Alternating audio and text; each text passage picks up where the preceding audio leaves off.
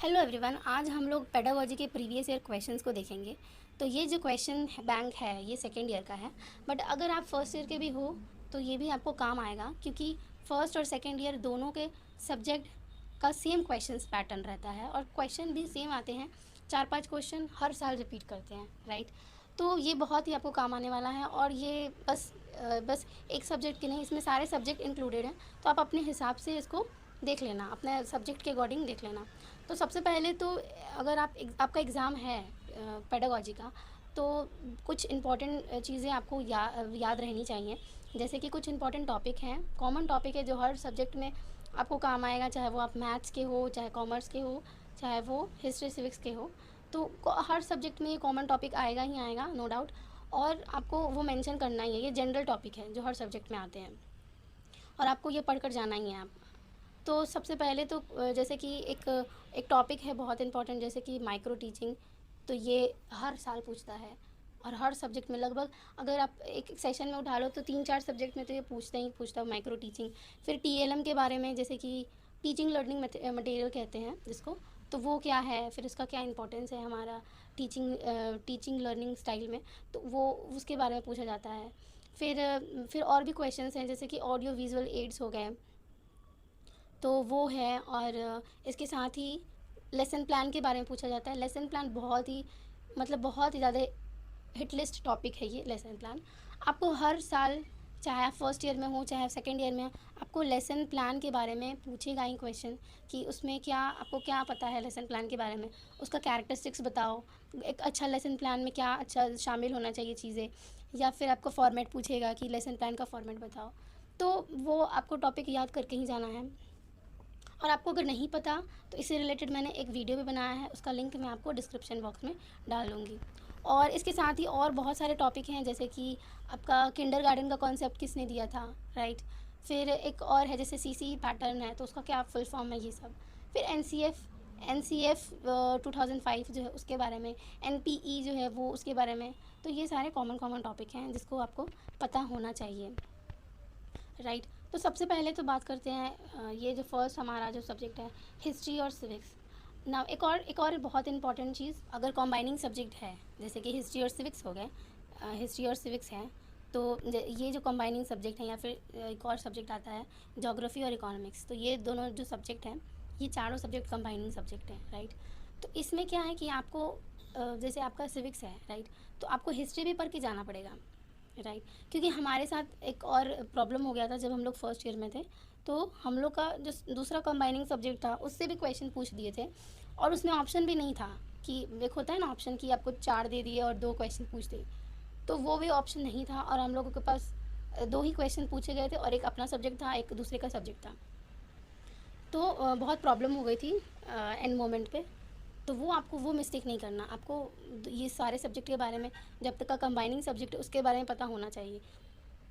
जैसे कि इसके फादर कौन है, हिस्ट्री के फादर किसे कहा जाता है, या फिर उसका जो बेसिक चीज़ है, उसका जो कॉन्सेप्ट है, स्कोप है, ये सब थोड़ा बहुत याद कर लेना।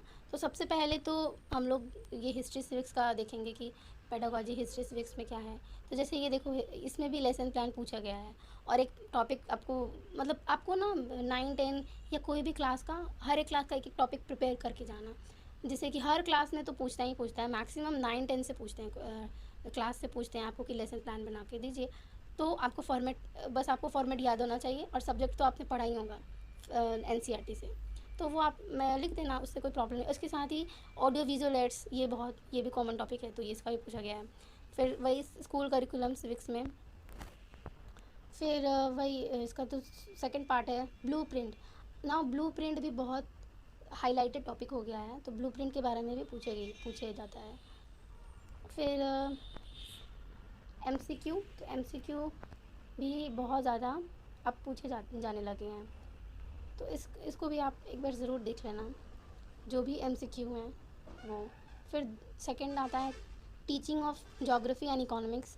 तो इसमें भी वही है कि आप दोनों सब्जेक्ट कंसर्न आप करके जाना, उससे आपको प्रॉब्लम नहीं होगा। जैसे कि व्हाट इज़ इकोनॉमिक्स, वही है। फिर इसमें भी देखो लेसन प्लान, इसमें भी पूछ ही दिया। फिर level of teaching, micro teaching, teaching of geography for a good citizenship, role of feedback in CCE. CCE पैर जो है वो भी बहुत कॉमन है। फिर इसमें भी ढेर सारे MCQ पूछे जाते हैं। CC का फिर दोबारा से इसमें पूछा गया क्वेश्चन। फिर नेक्स्ट हम लोग होम साइंस के बारे में आते हैं। होम साइंस तो इसमें भी क्वेश्चंस हैं, टोटल 40 मार्क्स के होते हैं और 10 मार्क्स के 2 क्वेश्चन लॉन्ग रहते हैं और शॉर्ट जो रहते हैं वो 4 क्वेश्चन देने रहते हैं। टीचिंग ऑफ कॉमर्स तो इसमें भी वही सारे का पैटर्न सेम ही होता है लगभग। फिर टीचिंग ऑफ मैथमेटिक्स, इसको भी आप अपने हिसाब से कर लीजिएगा। प्रोजेक्ट मेथड जो है इसमें भी ये देखिए, प्रोजेक्ट मेथड तो ये भी बहुत हाईलाइटेड है कि प्रोजेक्ट मेथड क्या होता है। करिकुलम ऑर्गेनाइजेशन ये आपका बाकी जो थ्योरी है उससे पूछा गया है। टीचिंग एड्स के बारे में पूछे गए हैं, राइट। तो ये सारे जनरल टॉपिक हैं जो कि पूछे गए हैं।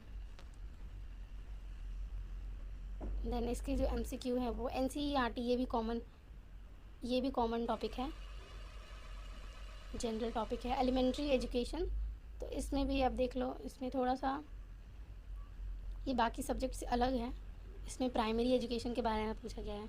फिर बायोलॉजिकल साइंस तो ये भी एक बहुत टीचिंग लर्निंग ऑफ बायोलॉजी, इसमें भी बहुत अच्छे क्वेश्चंस पूछे जाते हैं, जैसे कि लैबोरेटरी मेथड हो गया। फिर टीचिंग एड्स हो गया, NCF 2005 तो ये भी एक कॉमन टॉपिक है। फिर ऑडियो विजुअल एड्स से भी क्वेश्चंस पूछे गए हैं। सेमिनार से भी क्वेश्चंस पूछे जाते हैं। प्रोजेक्ट मेथड, इसमें प्रोजेक्ट मेथड माइक्रो टीचिंग है। फिर वही सब है, 4-5 क्वेश्चंस तो जनरल हर सब्जेक्ट से पूछे जाते हैं।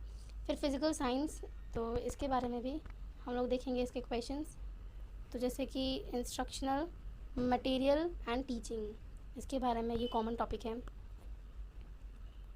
और लैबोरेटरी मेथड, इवैल्यूएशन और जो क्वेश्चन है physical development, professional development of teacher, और ये जो गुड लेसन प्लान क्या होता है, और फिर इम्पोर्टेंस ऑफ एक्टिव रिसर्च, ये सारे क्वेश्चंस। अब जैसे इसमें NCF है तो वही क्वेश्चंस, ह्यूरिस्टिक मेथड ये किसने डेवलप किया था, CC पैटर्न, ये देखो एक ही सेशन में, एक ही साल में हर सब्जेक्ट में सेम क्वेश्चंस पूछे गए हैं। मतलब अगर आप आपका हर एक सब्जेक्ट का आप देखोगे तो सेम क्वेश्चन हर सब्जेक्ट में पूछे गए, CC NCF ये सारे। और ये जो मेथड है टीचिंग मेथड उस सब के बारे में कि किसने डेवलप किया था, वो जो ह्यूरिस्टिक है, प्रोजेक्ट मेथड है, ये सारे क्वेश्चन लगभग हर सब्जेक्ट में पूछे जा रहे हैं। फिर हिंदी टीचिंग में भी क्वेश्चंस पूछे गए हैं, जैसे कि पाठ योजना की विशेषताएं आप देख लो तो वो भी है। फिर लेखन कौशल तो ये भी कॉमन टॉपिक है, राइट। तो इसको भी आप देख सकते हो। इंग्लिश टीचिंग तो ये इसमें भी टीचिंग मेथड्स के बारे में आप देखो कि टीचिंग मेथड्स क्या है। फिर एक इम्पोर्टेंस और नीड लेसन प्लान का। टाइप्स ऑफ रीडिंग ना, ये एक थ्योरी से क्वेश्चन है, ये पेडागोजी का क्वेश्चंस नहीं है। टाइप ऑफ रीडिंग और उसके इम्पोर्टेंस। फिर CC इंग्लिश में भी पूछा गया ये क्वेश्चंस। अब ना संस्कृत के आप देख लो क्या क्या क्वेश्चन पूछे गए हैं।